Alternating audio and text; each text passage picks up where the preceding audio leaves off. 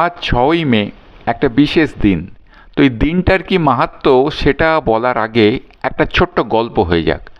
গল্পটা আজ থেকে প্রায় 100 বছর আগেকার, এই 1930 কি 31 সালের। গল্পের পটভূমি শান্তিনিকেতন, আর গল্পের দুই চরিত্র রবীন্দ্রনাথ আর মহাত্মা গান্ধী। তো গান্ধীজি কলকাতা এসেছেন, সেখান থেকে তিনি শান্তিনিকেতন গেছেন গুরুদেবের সঙ্গে দেখা করবেন বলে। গিয়ে দেখেন রবীন্দ্রনাথ তখন জলখাবার খাচ্ছেন, স্তূপ লুচি আর আলুর সাদা তরকারি। বলে রাখা ভালো, এই ঘটনার সময় রবীন্দ্রনাথের বয়স প্রায় 70, আর মহাত্মা গান্ধীও 60 পেরিয়েছেন। তো যাই হোক, রবীন্দ্রনাথকে ওই জলযোগরত দেখে মহাত্মা গান্ধী আঁতকে উঠলেন, বললেন, গুরুদেব আপনি জানেন না আপনি কি করছেন, আপনি বিষ খাচ্ছেন।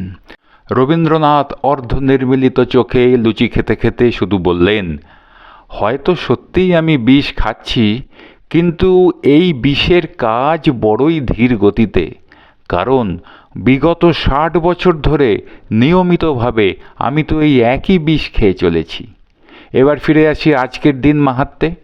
আজ 6ই মে হলো ইন্টারন্যাশনাল নো ডায়েট ডে, আর 3 দিন বাদেই বাঙালির সেই প্রাণের 25শে বৈশাখ।